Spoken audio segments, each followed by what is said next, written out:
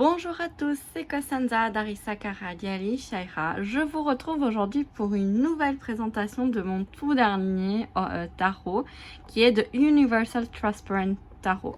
Donc c'est un tarot qui est particulier et que j'ai acheté pour une raison précise. Déjà c'est parce que il est en plastique et du coup normalement il devrait être résistant à l'eau et du coup parfait pour les vacances qui bientôt arriveront si tout va bien.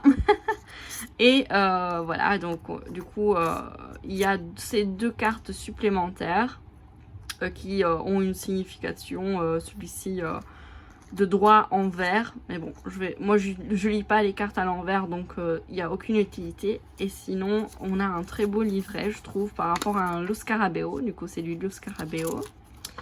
Et vous verrez il y a une petite particularité de ce tarot. On verra bientôt. Il y a beaucoup d'explications, ça c'est super. En anglais, on va voir en français, ça va être mieux. Hop.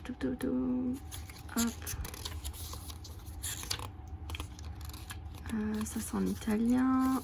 Alors, diversi marzetti, lasciarsi perdere. Et ben, il est où le français? Ah voilà. Hop. Type A, voilà. Du coup, on a, il vous explique un petit peu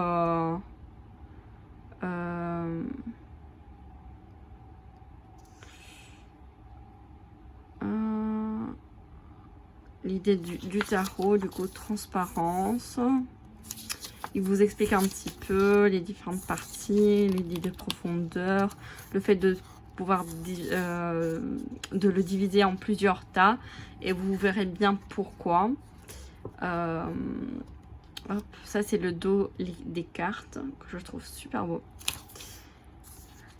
Voilà, il vous explique un petit peu et puis on a une petite signification pour toutes les cartes, mais ça va, c'est pas trop, mais il n'y a pas beaucoup, mais je pense qu'il y a assez. Voilà, voilà pour le livret. Et du coup, il est apparu en... Qu'est-ce qu'ils le disent?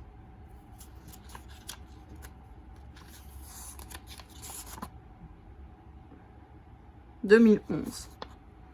Il date de 2011. Au cas où, si ça vous intéresse. Et du coup, ça reprend le Universal Transparent, donc le Universal Tarot. Donc, c'est pas le tarot principal. Du coup, on va commencer par les arcanes. Donc, comme vous pouvez voir, les cartes est divisée comme ça. En fait, on n'a qu'une partie de la carte qui est représentée dans une partie de la carte. Donc, disons que la carte rentre dans une carte. Voilà. Et on retrouve ici le numéro de l'arcane majeur. Et du coup, on a une partie, vous voyez, pour composer le dos. Et ça, c'est pour tous les arcanes majeurs. C'est comme ça. Donc, je les ai rangés. Vous ne les recevez pas rangés. Donc, je vais déjà vous montrer toutes les cartes. Et puis, je vous dirai pourquoi je les choisis. Donc, voilà, on a le pape. Voilà. Le chariot. La force. L'ermite. Normalement, ça doit être vraiment plastifié. C'est plastique, donc ça devrait tenir avec de l'eau. La justice. Du coup, c'est du Rider-Waite, hein, bien sûr. Hop. Tempérance. Voilà. L'étoile. Alors, il n'y a pas le nom. Il n'y a pas le nom des cartes, mais on a le chiffre. Et puis, il me semble dans le livret, il y a quand même le nom des cartes ou pas.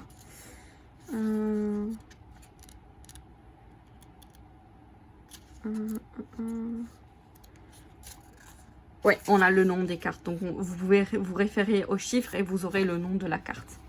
Donc, de l'arcane majeur.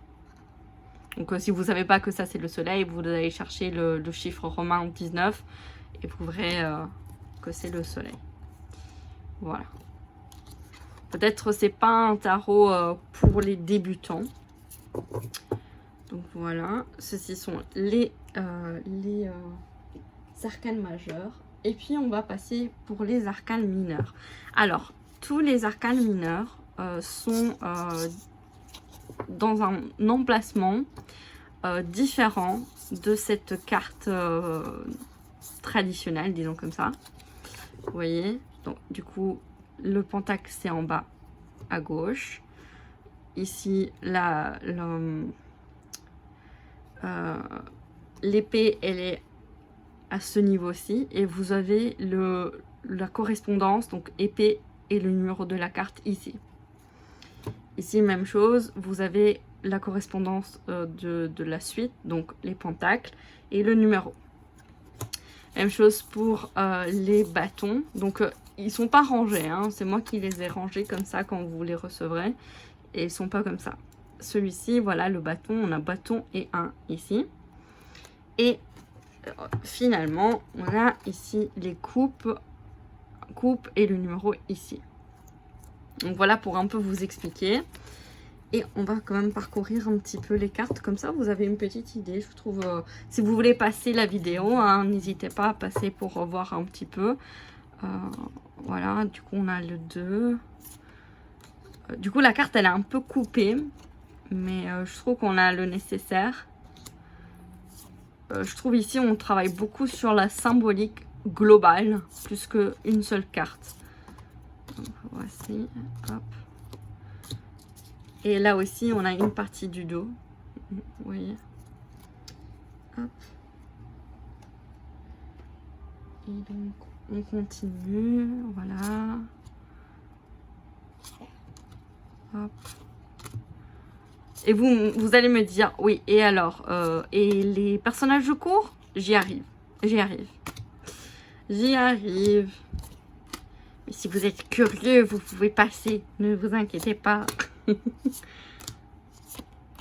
C'est un jeu très très particulier, je trouve, mais j'aime beaucoup. J'ai bien aimé le concept. Je trouvais que j'ai pas ça dans ma collection et du coup au lieu d'acheter des choses que j'ai déjà, ça me donne un autre concept pour tirer les cartes. Donc voilà. Et aussi, finalement, ici en bas, hein, du coup on avait ici les majeurs, ici les coupes et bâtons, ici on avait les épées et ici on avait les pentacles et ici on a les personnages de cours. Donc à chaque fois ici vous aurez le symbolique et le petit personnage représentant à quoi ça correspond. Donc ici c'est le cavalier, la reine, le roi, le page, ici on a la reine, le cavalier de bâton, la reine, le page de coupe, cavalier de coupe, reine de coupe, page de pentacle, page de roi pardon de pentacle, reine de pentacle, cavalier de pentacle et le roi de coupe. Voilà. Comme ça, vous avez toutes les cartes. Alors, comment ça se passe ce tarot? Parce que c'est bien joli de vous présenter les cartes, mais comment ça se passe? En fait, le but, c'est de diviser le jeu en différents paquets. Donc, on a deux possibilités de mettre un paquet comme celui-ci avec les personnages de cours. On regroupe, si vous voulez, les personnages, tous les mineurs, donc en 3 paquets, et les majeurs. Ou bien, on peut, c'est ce que je vais faire pour avoir toute une carte complète, il faut prendre les majeurs, les personnages de cours, et diviser du coup les pentacles avec les pentacles, hop,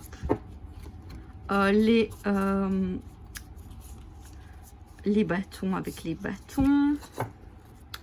Hop. On va diviser aussi les coupes avec les coupes. Et finalement, les épées. Donc voilà, on a 6 paquets en fait. Voilà. Qu'est-ce qu'on fait? Là, je déplace parce que sinon, j'ai pas assez de place de vous les montrer. Ce qui est logique parce que d'un certain côté, tous les arcanes mineurs représentent une partie, donc on va y revenir. Et je vous montre en même temps comment j'aimerais utiliser ces cartes. Alors, on prend par exemple ici les arcanes majeures, on mélange, ça se mélange, mais waouh, super bien. Alors, les cartes sont un peu, comment dire, très fines, mais c'est normal vu que c'est du plastique. D'accord? C'est normal, c'est du plastique. Et disons, on va voir l'idée principale, la personnalité de ce tarot. Donc, on va prendre une carte ici, des arcanes majeures. Hop, d'accord? On la tourne. On a quoi? On a la grande prêtresse. D'accord. Hop, je vais un peu plus. Voilà. La grande prêtresse. Ok, maintenant on va prendre, du coup, grande prêtresse, on va prendre les coupes. Donc, qu'est-ce qu'il peut bien nous donner au niveau émotionnel? Qu'est-ce qu'il peut nous apporter ce tarot au niveau émotionnel? Comment travailler sur l'émotionnalité et tout. On a eu le 10, vous voyez, 10 de coupe. Et du coup, on le superpose. Hop. Attendez. Voilà, on le superpose et on a une partie là. On continue pour qu'est-ce qu'elle peut nous apporter au niveau de projets, de nos idées, de nos créations. Comment il peut nous aider aussi à comprendre ce qu'on aime, ce qu'on désire. Hop. Et on continue. Hop, on a le 2 bâtons qui se met ici et ici. Vous voyez? C'est trop bien. Je trouve ça trop cool. Hop. Bon, il faut un peu... La lumière, elle va être un peu trop dérangeante, je pense. Vous n'arrivez pas à voir ici. Bref. Et on continue. Du coup, on va prendre quelles sont peut-être les réflexions qui pourra nous aider à réaliser ce tarot, les idées et tout. Oh, il pourrait nous faire travailler sur peut-être nos blessures, ce qu'on a, oui, nos blessures. Attendez, je vais essayer de trouver un endroit.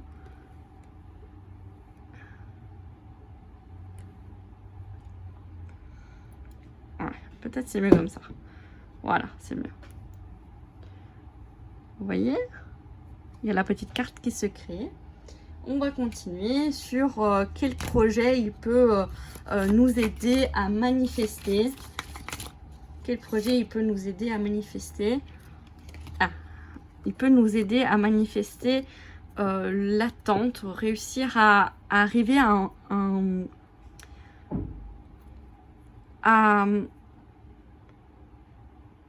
avoir de la patience. Voilà, avoir de la patience. Et finalement, peut-être comment, au niveau de la personnalité, est-ce que c'est plutôt une personnalité jeune, si c'est une personnalité, voilà, on va voir.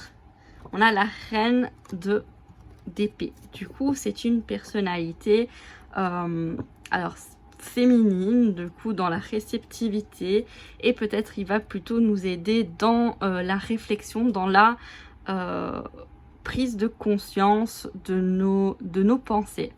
Et du coup voilà, on a notre petite carte qui représente ce tarot. Voilà, et derrière, vous voyez, il y a les cartes qui se créent. Hop.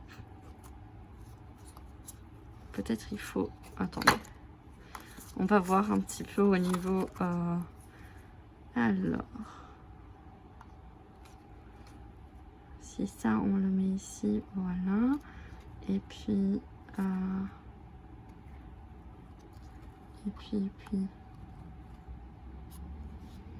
Puis on a ceci.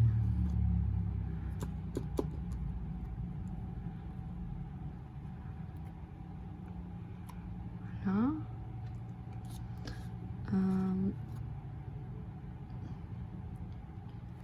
Et puis,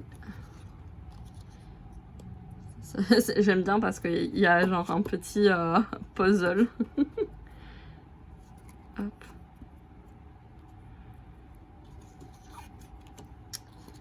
Voilà. Et voilà. Est-ce que ça a marché?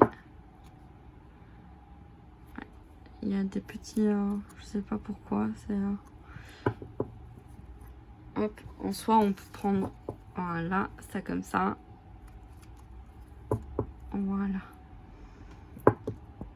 Et voilà. On a notre petite carte. On a notre petite carte. Du coup, voilà. Pour le Universal Transparent Tarot. Je trouve ça un concept très particulier, très unique. Je l'ai vu nulle part.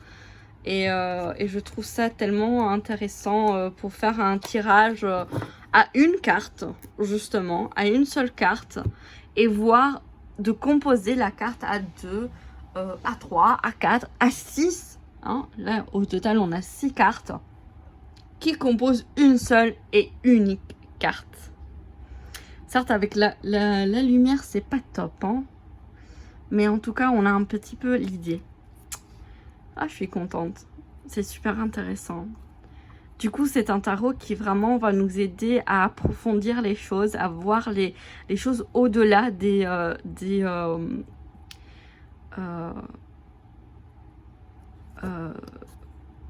ouais, au-delà, en fait.